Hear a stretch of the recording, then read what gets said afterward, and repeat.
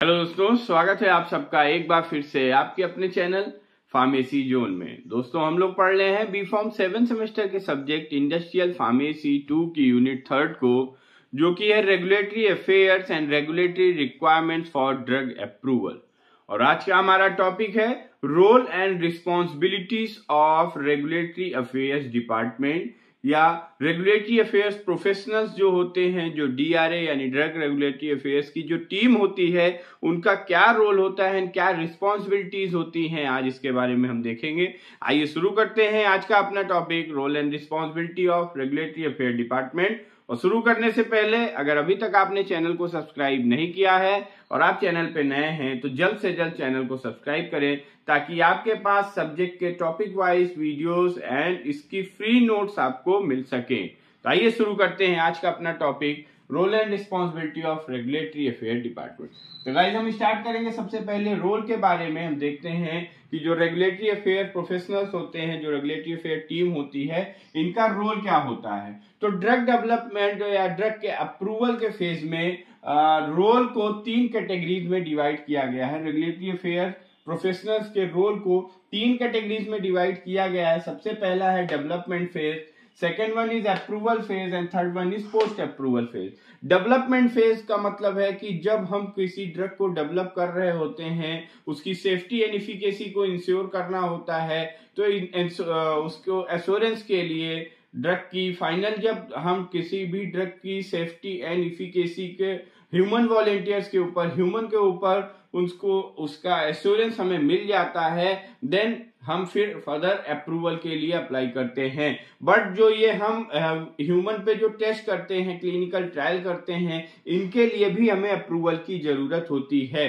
तो ये जो अप्रूवल के लिए फॉर्मेटिंग तैयार करना, उन गाइडलाइंस को फॉलो करना, ये सब आ जाएगा आपका डेवलपमेंट फेज में। देन सेकेंड वन इज जब अपने अप्रूवल मिल गया, that is approval phase, and approval मिलने के बाद का that is post approval phase. तो मेन जो रेगुलेटरी अफेयर डिपार्टमेंट्स होता है, इनकी जो रोल है, इनको 3 कैटेगरी में रखा गया। तो पहला देखते हैं डेवलपमेंट फेज में क्या काम होता है। डेवलपमेंट फेज में रेगुलेटरी अफेयर प्रोफेशनल का सबसे पहला काम होता है setup regulatory strategies. Regulatory strategies बनाना। स्ट्रेटजी का मतलब आप सबको पता है कि प्लान करना, किसी भी चीज को अचीव करना है तो उसके रिगार्डिंग प्लान करना कि कैसे हम काम करेंगे, किस ऑर्डर में, किस सीक्वेंस में हम काम करेंगे, ताकि हम जो भी हमारा पर्टिकुलर एम है उसको अचीव कर सकें। तो यहाँ पे भी हम रेगुलेटरी स्ट्रेटजीज बनाते हैं कि किस तरीके से काम किया जाए, कैसे गाइडलाइंस को फॉलो किया जाए, ताकि हमें अप्रूवल वाले फेज में किसी भी तरीके की कोई डिफिकल्टी ना हो। Then second one is ensure application of guidelines for clinical trial. Clinical trial के लिए गाइडलाइंस जो भी हैं उनको इंश्योर करना, क्या उनको सही ढंग से फॉलो करना, ताकि हम सही ढंग से क्लिनिकल ट्रायल के लिए एप्लीकेशन फॉर्म फिल कर सके। और जब आप एप्लीकेशन फॉर्म फिल करेंगे, एप्लीकेशन फॉर्म फिल आप तभी करेंगे जब आपने सभी क्राइटेरिया को फुलफिल किया होगा जो क्लिनिकल ट्रायल के गाइडलाइंस में दिया हुआ है। तो उन गाइडलाइंस को पहले तो वो गाइडलाइंस हमें पता होनी चाहिए, तभी हम उसका इम्प्लीमेंटेशन कर पाएंगे। तो इनका जो सेकेंड डेवलपमेंट फेज में जो सेकेंड रोल है वो ये है कि ensure application of guideline for clinical trial. जब हम गाइडलाइन पता हो गई, हमने गाइडलाइंस को फुलफिल किया है, फॉलो किया, देन उसके बाद हमें क्या करना होगा, submission of application to conduct clinical trial. Clinical trial के लिए एप्लीकेशन सबमिट करना। Then managing the regulatory submission.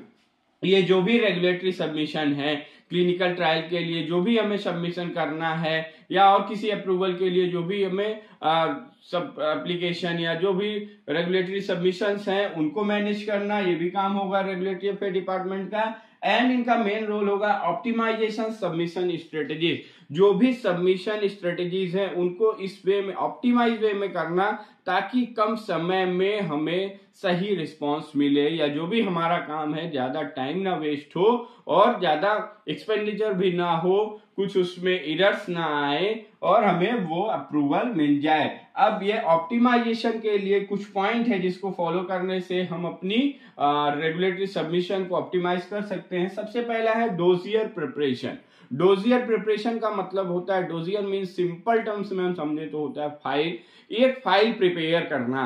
क्योंकि जब भी हम कोई चीज को हमें सबमिट करना होता है तो उसके रिगार्डिंग जो डाटा होते हैं, जैसे आप कहीं मान लीजिए एडमिशन ही लेने जा रहे हैं, तो एडमिशन लेने जा रहे हैं तो आपको ये पता होता है कि वहां पे कौन कौन से डॉक्यूमेंट्स लगेंगे। नहीं पता होता है तो आप वहां पे साइट विजिट करके पता कर लेते हो कि कौन कौन से डॉक्यूमेंट्स लगेंगे। अब जब आप एडमिशन लेने जा रहे हो उसके पहले ही आपने एक डोजियर प्रिपेयर करके रखा है, मतलब कि आपको रिक्वायरमेंट के अकॉर्डिंग जो भी चीजें चाहिए उसको आपने एक फाइल में अरेंज करके रखा है, तो वहां पे सबमिशन ऑप्टिमाइज हो जाता है, यानी आसानी से आपका काम हो जाएगा, आपको ज्यादा परेशान होने की जरूरत नहीं पड़ेगी। तो वही सबसे पहला हमें क्या जरूरत है ऑप्टिमाइजेशन के लिए, dossier preparation. And third one, second one is electronic submission.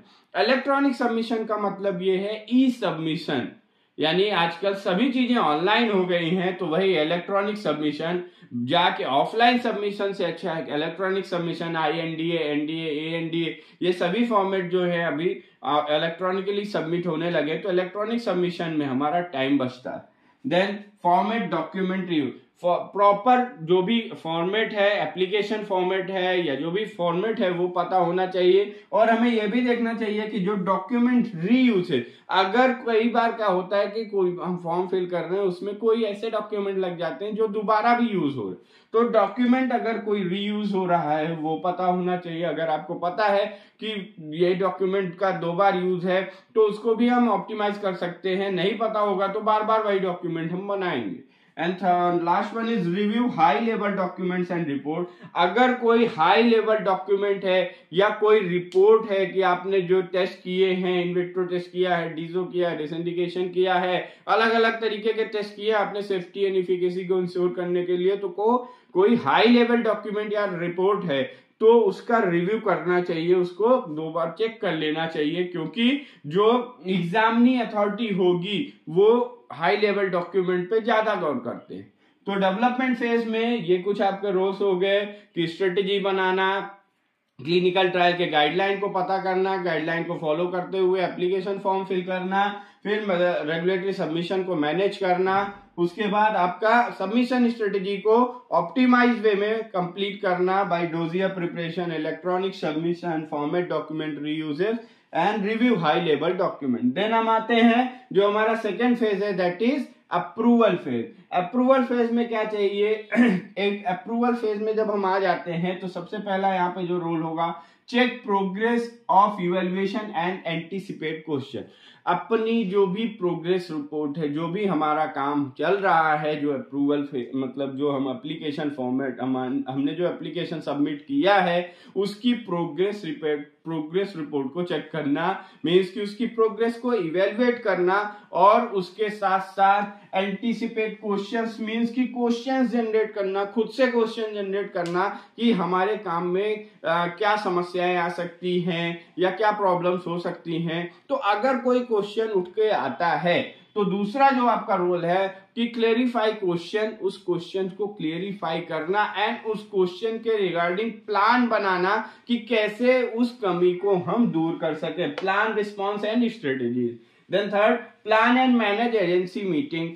Regulatory affair professionals का ही काम होगा कि जो एजेंसीज हैं जिनसे अप्रूवल के लिए हमें जो अथॉरिटीज हैं या जो एजेंसी हैं जो हमें अप्रूवल देंगी उनसे प्लान करके उनसे मीटिंग का भी सेट करना। क्यों कि वहां सही टाइम पे आपको अगर मीटिंग फिक्स हो जाती है तो आपका काम सही ढंग से होगा। एंड फाइनली जब मीटिंग फिक्स हो जाए then negotiate approval and product information with agencies. Negotiate approval and product information with agencies. Negotiate का मतलब क्या होता है, मोल भाव करना, बट यहाँ पे मोल भाव नहीं है, यहाँ पे नेगोशिएट अप्रूवल का मतलब है आप जो एजेंसीज है उनको अपनी प्रोडक्ट की इंफॉर्मेशन के बारे में बताएंगे और ताकि आपको अप्रूवल सही ढंग से मिल जाए। तो ये हो गया approval phase. And then post approval phase यानी अप्रूवल मिलने के बाद का फेज, कंप्लायंस रिपोर्ट चेक करना कि सही ढंग से जो भी यूज, अगर आपको क्लिनिकल ट्रायल का अप्रूवल मिल गया है तो क्लिनिकल ट्रायल का अप्रूवल मिलने के बाद हमने जब क्लिनिकल ट्रायल शुरू कर दिया तो वहां पे हमें देखना होगा कि जो भी हम पेशेंट पे दे रहे हैं, जो ह्यूमन वॉलंटियर्स पे दे रहे हैं, उनका कंप्लायंस है या नहीं। Then second one is submission of variation and amendment. अगर अप्रूवल मिलने के बाद कई बार उसमें कुछ कमियां रह जाती हैं तो उस कमियां को दूर करने के लिए एजेंसीज जो होती हैं वो एक आपको पर्टिकुलर टाइम देती हैं। तो उस टाइम के अंतर्गत जो भी आपके कमियां हैं, जो भी अमेंडमेंट्स हैं, जो वेरिएशन है, उनको सबमिट करना। एंड फर्दर रिन्यूअल्स का भी ध्यान देना कि कई आप जैसे कि अभी आप बी फॉर्म कर लेंगे, डिप्लोमा कर लेंगे, तो उसके बाद आप जाते हैं पीसीआई में रजिस्ट्रेशन के लिए। तो जब आप पीसीआई में रजिस्ट्रेशन के लिए जाते हैं तो आपको 1 साल के लिए पीसीआई देती है। 1 साल के बाद आपको फिर से अपना लाइसेंस रिन्यू कराना होता है। तो अगर आप सही टाइम पे ध्यान नहीं देते हैं कि 1 साल पूरा हो गया है, टाइम रिन्यूअल नहीं कराते हैं, तो वो जो फेज होता है मीन 1 साल के बाद आपका वो ये रिन्यू नहीं होने पे माना जाता है कि आपका वैलिड नहीं है। तो वही जो भी अप्रूवल है, अगर वहां पे रिन्यूअल की जरूरत है देन रिन्यूअल का भी ध्यान रखना, ये काम होगा रेगुलेटरी अफेयर डिपार्टमेंट्स का। एंड ऑल्सो फार्माकोविजिलेंस मीन्स की हम ड्रग के एडवर्स रिस्पॉन्स, सेफ्टी कंसर्न को भी ध्यान देना। And product information review, product के इंफॉर्मेशन के रिव्यू करते रहना कि जो प्रोडक्ट इंफॉर्मेशन है हमारा प्रोडक्ट उसी हिसाब से वर्क कर रहा है या नहीं। एंड न्यू इंडिकेशन, हमारा जो प्रोडक्ट है अगर वो किसी न्यू इंडिकेशन में यूज हो रहा है तो उस न्यू इंडिकेशन को आइडेंटिफाई करना और उसको अपने रिसर्च एंड डेवलपमेंट टीम से कोऑर्डिनेट करना ताकि वो अपने प्रोडक्ट के इंफॉर्मेशन में ऐड किया जा सके। Then regulatory input to develop plans, certain कुछ ऐसे रेगुलेटरी इनपुट्स मतलब कि कुछ रेगुलेटरी चेंजेस होते रहते हैं, कुछ नए नियम कानून आते रहते हैं, तो उनको भी यूज करना अपने प्लान्स को डेवलप करने के लिए। तो गाइज ये था हमारा role of regulatory affair department development phase में, अप्रूवल फेज में एंड पोस्ट अप्रूवल फेज में। नेक्स्ट हम रिस्पॉन्सिबिलिटी के बारे में बात करेंगे। तो रिस्पॉन्सिबिलिटी क्या है? रिस्पॉन्सिबिलिटी यही है कि इस रोल को सही ढंग से रेगुलेटरी अफेयर्स की टीम कंप्लीट करे, वो है इनका रोल। अथॉरिटीज के साथ एक प्रॉपर चैनल मेंटेन करे और जो भी रूल्स एंड रेगुलेशन हैं, जो भी रेगुलेशन है उसको इंडस्ट्रीज को, मैन्युफैक्चरिंग यूनिट को, रिसर्च एंड डेवलपमेंट यूनिट को प्रॉपर कम्युनिकेट करे। एंड सर्टेन अलग अलग जो भी एजेंसीज होती हैं कई बार उनके रूल्स में कुछ अमेंडमेंट्स होते रहते हैं, तो जो नए लॉज आ रहे हैं अपनी इंडस्ट्री के रिगार्डिंग उस लॉज के बारे में भी पता रहे ताकि जो भी हमारे फर्दर अपडेशन है वो करते रहें। और उसके साथ साथ जो भी हमारी इंटरनेशनल एजेंसीज हैं, क्योंकि जो रीजनल और नेशनल एजेंसीज होती हैं ये ग्लोबल एजेंसीज को फॉलो करती हैं, तो जो इंटरनेशनल एजेंसीज हैं उनके गाइडलाइंस को भी ध्यान में रखना। तो गाइस ये था हमारा role and responsibility of regulatory affair department. I hope कि आपको ये टॉपिक समझ में आया होगा। इस टॉपिक से रिलेटेड कोई भी क्वेरी हो तो आप कमेंट बॉक्स में ड्रॉप कर सकते हैं। इस टॉपिक के पीडीएफ नोट्स को आप डिस्क्रिप्शन बॉक्स में दिए गए लिंक से डाउनलोड कर सकते हैं। Thank you very much.